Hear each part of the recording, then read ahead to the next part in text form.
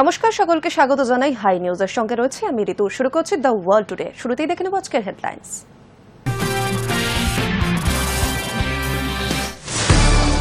ট্রাম্পের সময়সীমা পরোয়া করে না রাশিয়া, যুদ্ধবিরতি আমাদের শর্তে হবে বলল পুতিন সরকার। দিমিত্রি মেদভেদেভ মঙ্গলবার জানিয়েছে মার্কিন প্রেসিডেন্ট ডোনাল্ড ট্রাম্পের দেওয়া 50 দিনের সময়সীমা তারা মানবেন না। ট্রাম্পের ডিগবাজি, জেলেনস্কিকে মস্কোয় হামলা চালাতে বলার পরদিনই ভুল বদলালেন মার্কিন প্রেসিডেন্ট। মঙ্গলবার প্রকাশ্যে এসেছিল খাস মস্কোয় হামলা চালানোর জন্য নাকি ইউক্রেনকে রীতিমতো উস্কানি দিয়েছেন ট্রাম্প। তার 24 ঘন্টার মধ্যে এবার অবস্থান বদল করলেন তিনি। গৃহযুদ্ধ বিধ্বস্ত সুদানে গণহত্যা চালালো বিদ্রোহী আধা সেনা, নারী শিশু সহ 3 জনকে খুন। সুদানের বর্তমান গৃহযুদ্ধের প্রতিপক্ষ জেনারেল আবদেল আল ফতা আল বুরহান এবং জেনারেল মোহাম্মদ হামদান দাগালো। গাজার পাশাপাশি ওয়েস্ট ব্যাংকে হত্যালীলা চালাচ্ছে ইসরায়েলি সেনা, উদ্বেগ প্রকাশ রাষ্ট্রপুঞ্জের। এক বিবৃতিতে বলা হয়েছে অবিলম্বে গণহত্যা এবং প্যালেস্টাইনি বসতি উচ্ছেদ বন্ধ করতে হবে ইসরায়েলকে। নিতান্ত প্রয়োজন ছাড়া ভারতীয় নাগরিকদের ইরানে যাওয়ার আগে ভাবনা চিন্তা করতে বলল তেহরানে অবস্থিত ভারতীয় দূতাবাস। মঙ্গলবার জারি করা বিজ্ঞপ্তিতে প্রয়োজন ছাড়া ভারতীয়দের ইরানে ঘুরতে যাওয়ার বিষয়ে আরও একবার ভেবে দেখতে বলা হয়েছে। ট্রাম্পের সময়সীমার পরোয়া করে না রাশিয়া, যুদ্ধবিরতি আমাদের শর্তে হবে বলল পুতিন সরকার। প্রাক্তন রুশ প্রেসিডেন্ট তথা সে দেশের জাতীয় নিরাপত্তা পরিষদের ডেপুটি চেয়ারম্যান দিমিত্রি মেদভেদেভ মঙ্গলবার জানিয়েছে মার্কিন প্রেসিডেন্ট ডোনাল্ড ট্রাম্পের দেওয়া 50 দিনের সময়সীমা তারা মানবে না। ইউক্রেনের সঙ্গে যুদ্ধবিরতি নিয়ে মার্কিন প্রেসিডেন্ট ডোনাল্ড ট্রাম্পের দেওয়া সময়সীমা খারিজ করে দিল রাশিয়া। জাতীয় নিরাপত্তা পরিষদের ডেপুটি চেয়ারম্যান দিমিত্রি মেদভেদেভ মঙ্গলবার বলেন, রাশিয়া ট্রাম্পের হুঁশিয়ারি পরোয়া করে না। কিভের সঙ্গে শান্তি সমঝোতার আসার জন্য সোমবার মস্কোকে 50 দিনের সময় দিয়েছে ট্রাম্প। এর মধ্যে যুদ্ধ না থামলে রাশিয়ার বাণিজ্যিক বন্ধুদের ওপরে 100% শুল্ক চাপানোর হুঁশিয়ারি দিয়েছেন তিনি। এই আবহে দিমিত্রি মঙ্গলবার সাফ জানিয়ে দিয়েছেন, রাশিয়া নিজেদের শর্ত মেনেই ইউক্রেনের সঙ্গে যুদ্ধবিরতি নিয়ে আলোচনা করবে। আমেরিকার নেতৃত্বাধীন সামরিক জোট নেটোর মহাসচিব মার্ক রাটের সঙ্গে সোমবার বৈঠক করেন ট্রাম্প। সেখানে 3 বছর ধরে চলে আসা রুশ ইউক্রেনের যুদ্ধ পরিস্থিতি নিয়েও আলোচনা হয় তাদের। নেটের সদস্য দেশগুলোর মাধ্যমে ইউক্রেনকে আরও বেশি করে উন্নত অস্ত্র পাঠানোর কথা ঘোষণা করেন তিনি। এরপরেই ভালমাদিমির পুতিনের সরকারকে হুঁশিয়ারি দিয়ে ট্রাম্প জানান, যে দেশগুলি রাশিয়ার সঙ্গে বাণিজ্য করবে তাদের পণ্যের ওপর অতিরিক্ত শুল্ক চাপাবে আমেরিকা। রাশিয়ার ওই বন্ধুদের পণ্য আমেরিকার কোনো সংস্থা কিনলে তাদের 100% হারে আমদানি শুল্ক দিতে হবে। আগামী 50 দিনের মধ্যে যদি পুতিন ইউক্রেনের সঙ্গে যুদ্ধ বন্ধ না করে তাহলে ওই শুল্ক ধার্য করা হবে, হুঁশিয়ারি দেন মার্কিন প্রেসিডেন্ট। High news network. ট্রাম্পের ডিগবাজি, জেলেনস্কিকে মস্কোয় হামলা চালাতে বলার পরদিনই ভুল বদলালেন মার্কিন প্রেসিডেন্ট। মঙ্গলবার প্রকাশ্যে এসেছিল খাস মস্কোয় হামলা চালানোর জন্য নাকি ইউক্রেনকে রীতিমতো উস্কানি দিয়েছেন ট্রাম্প। সঙ্গে জেলেনস্কিকে ক্ষেপণাস্ত্র সরবরাহের আশ্বাসও দেন মার্কিন প্রেসিডেন্ট। তার 24 ঘন্টার মধ্যে এই অবস্থান বদল করলেন তিনি।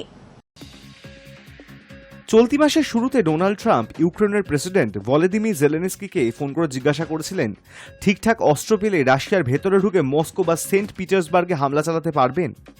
একদিন আগেই সে কথা প্রকাশ্যে এসেছিল।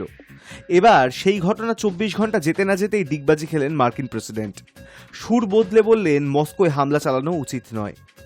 মঙ্গলবার হোয়াইট হাউসের সাংবাদিকদের প্রশ্নের উত্তরে ট্রাম্প বলেন, মস্কোকে লক্ষ্যবস্তু করা ইউক্রেনের পক্ষে অনুচিত কাজ হবে।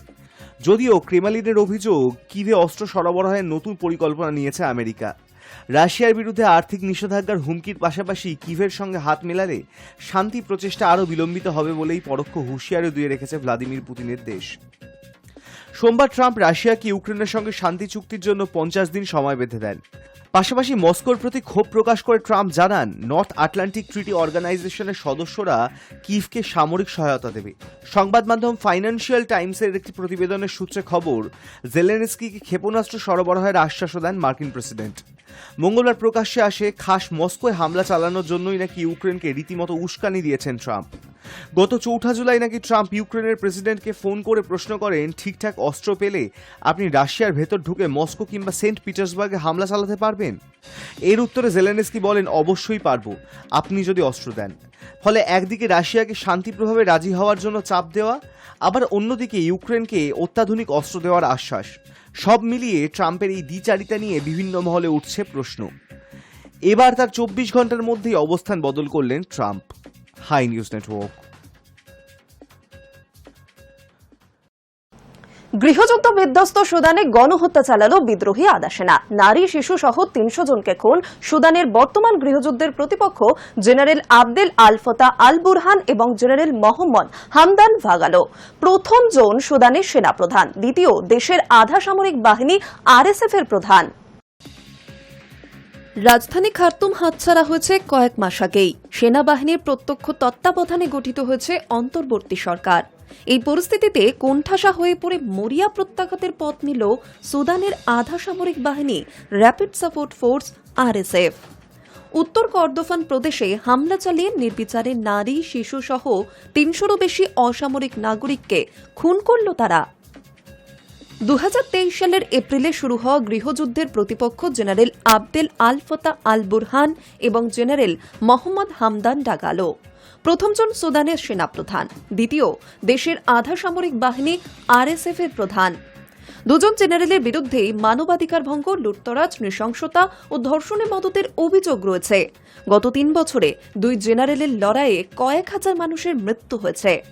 1,20,00,000-এরও বেশি মানুষ ঘরছাড়া হয়েছেন। আরএসএফ এর হাত থেকে রাজধানী খার্তুম দখলের পরে গত মে মাসের গোড়ায় জেনারেল বুরহান সুদানের নতুন প্রধানমন্ত্রী হিসেবে রাষ্ট্রপুঞ্জের প্রাক্তন উচ্চপদস্থ আধিকারিক আল তাইব ইদ্রিস আবদেল হাফিজের নাম ঘোষণা করেন। গঠিত হয় অন্তর্বর্তী সরকার। এরপরে গত কয়েক মাসে আরও কিছু এলাকা থেকে জেনারেল ডাগালোর বাহিনীকে পিছু হটতে বাধ্য করেছে সুদান সেনা।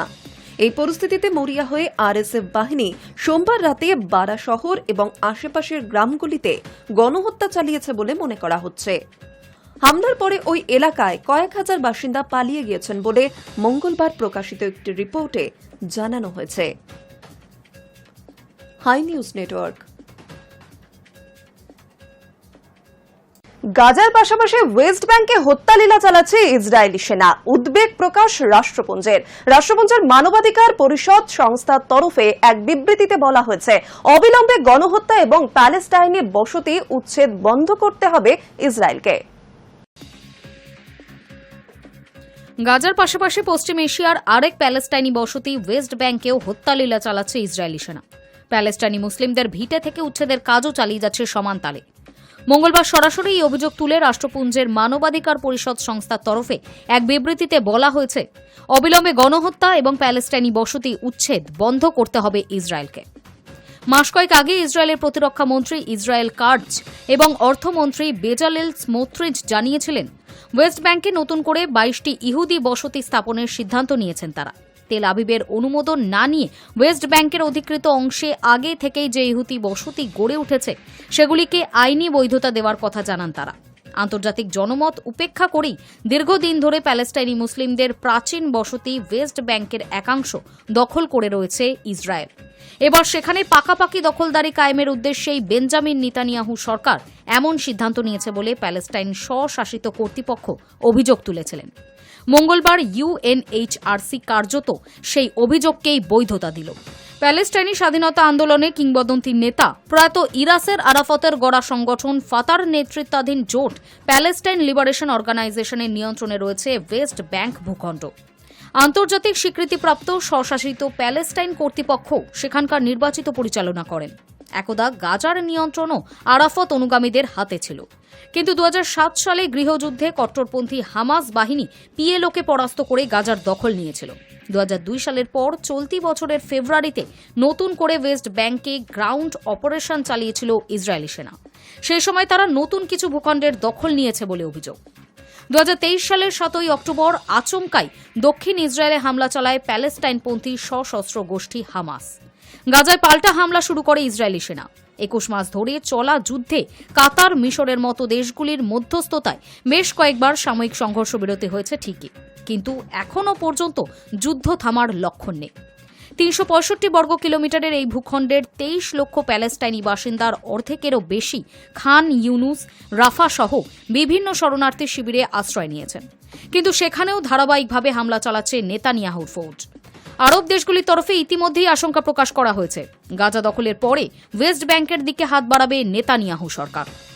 High news Network. ইরানে আসবেন কিনা দ্বিতীয়বার ভেবে দেখুন। পশ্চিম এশিয়ার উত্তেজনার আবহে বার্তা তেহরানের ভারতীয় দূতাবাসের।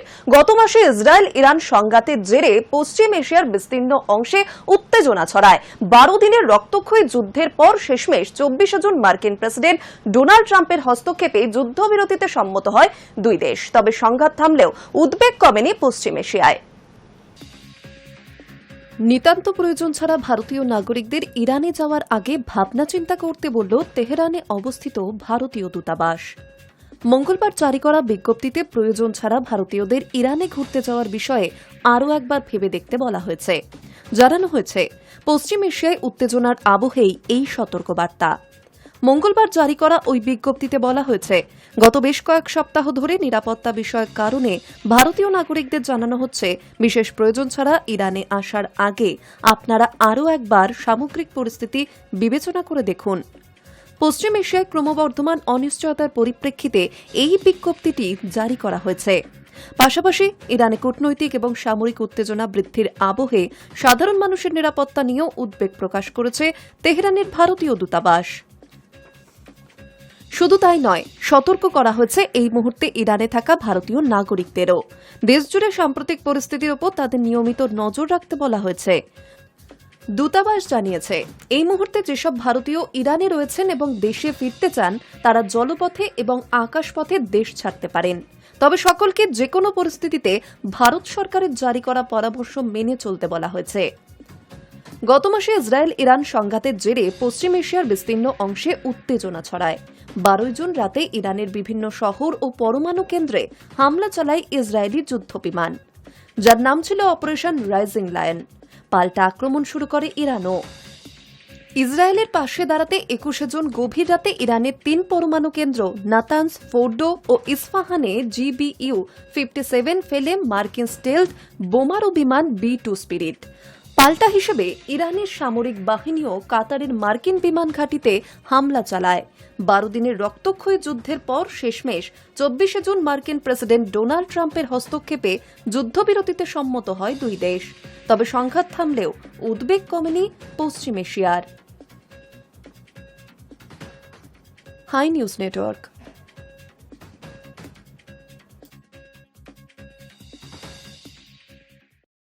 রাশিয়ার সঙ্গে বাণিজ্য চালিয়ে গেলে ফল ভুগতে হবে। ট্রাম্পের পর একই সুরে ভারত সহ 3 দেশকে কড়া হুঁশিয়ারি ন্যাটোর। মঙ্গলবার রাশিয়া এবং তার বাণিজ্যিক অংশীদারদের উপর ব্যাপক শুল্ক আরোপের হুমকি দিয়েছিলেন ট্রাম্প। কিভের সঙ্গে শান্তি সমঝোতায় আসতে মস্কোকে 50 দিন সময় দিয়েছিলেন তিনি। সেই হুঁশিয়ারির একদিন পর ন্যাটো মহাসচিবের এই মন্তব্য প্রকাশ্যে এলো।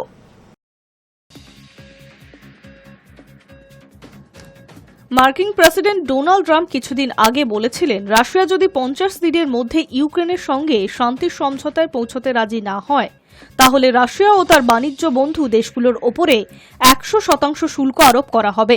তার একদিন যেতে না যেতেই এবার ভারত সহ 3 দেশকে ট্রাম্পের সুরে একই রকম হুঁশিয়ারি দিলেন আমেরিকার নেতৃত্বাধীন সামরিক জোট ন্যাটোর মহাসচিব মার্ক রাট।